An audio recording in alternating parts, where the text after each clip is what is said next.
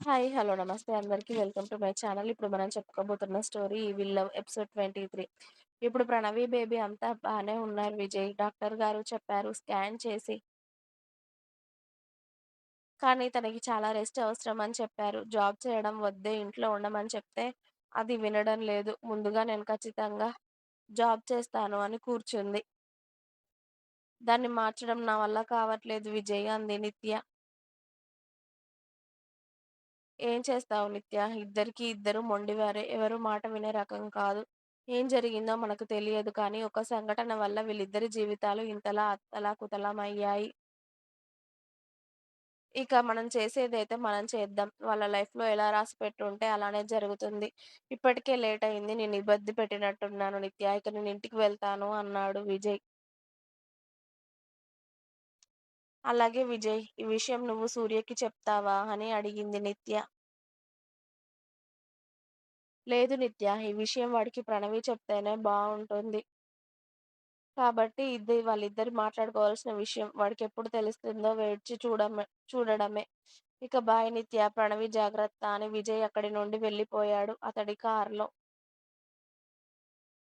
విజయ్ వెళ్ళాక నిత్య ఒకసారి ప్రణవి రూమ్‌కి వెళ్ళి, తనని ఒకసారి చూసి మళ్ళీ తన రూమ్‌కి వెళ్ళిపోయింది నిత్య. మరుసటి రోజు సూర్య అతడి క్యాబిన్‌లో సురేష్ అతడి ముందు నిలబడిన ప్రణవి వైపే చూస్తూ ఉన్నాడు. ప్రణవి ఏమో స్కూల్లో బలపం తింటూ టీచర్‌కి దొరికిపోయిన పిల్లలాగా సూర్య వైపు తడబడుతూ చూస్తూ ఉంది.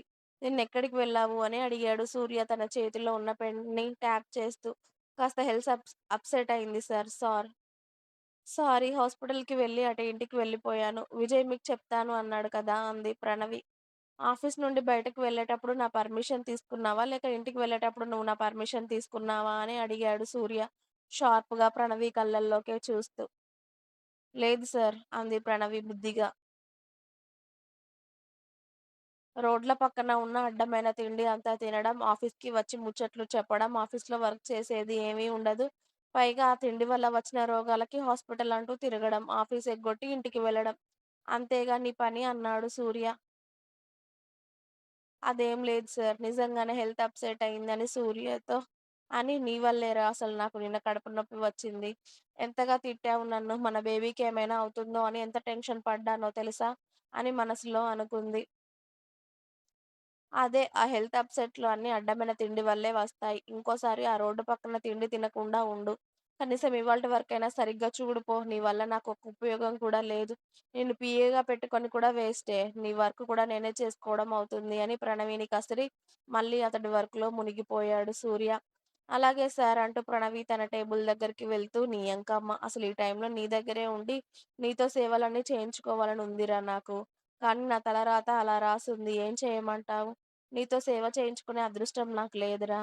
నీ ప్రేమ పొందే అదృష్టం కూడా నాకీ జీవితానికి లేనట్టుంది.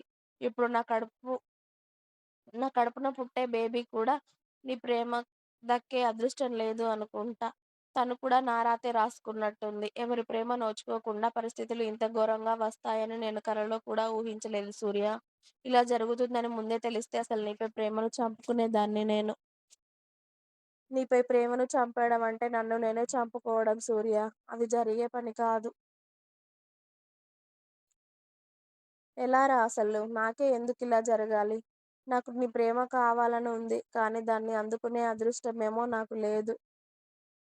ఏం చేస్తాం? నా జీవితమే ఇంత అని అనుకోవడమే.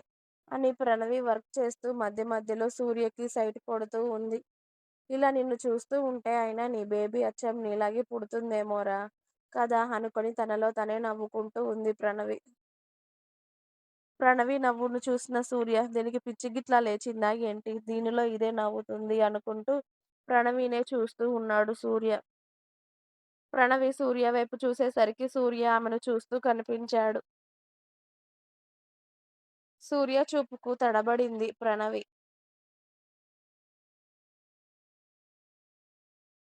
వర్క్ చేసేదేమైనా ఉందా? లేక నవ్వడాలు, ముచ్చట్లు పెట్టడాలు ఇవే ఉన్నాయా నీ దగ్గర? అన్నాడు సూర్య. వర్క్ చేస్తున్నాను కదా సార్! ఇప్పుడు నేనేం మిమ్మల్ని డిస్టర్బ్ చేయలేదు కదా! ఎందుకలా అంటున్నారు? అంది ప్రణవి. ఏమోనే నిన్ను చూస్తే వర్క్ చేసేదానిలాగా కనిపించట్లేదు. ఏదో టైమ్ పాస్‌కి ఆఫీస్‌కొచ్చే దానిలా కనిపిస్తున్నావు. నేను టైమ్ పాస్ కోసం ఆఫీస్‌కి వస్తే ఈ వర్క్ అంతా ఎవరు చేస్తున్నారు? అంది ప్రణవి ఉక్రోషంగా. చేస్తున్నావులే. ఏదో చేస్తున్నా అంటే చేస్తున్నావు అన్నట్టు దానికెందుకు వర్క్ అని పేరు పెట్టడం అని వెటకారంగా అన్నాడు సూర్య. ఇంకా ఉంది. మీకు నా స్టోరీస్ నచ్చినట్టయితే ప్లీజ్ లైక్ చేయండి. అలాగే నా ఛానెల్‌ని తప్పకుండా సబ్స్క్రైబ్ చేయండి.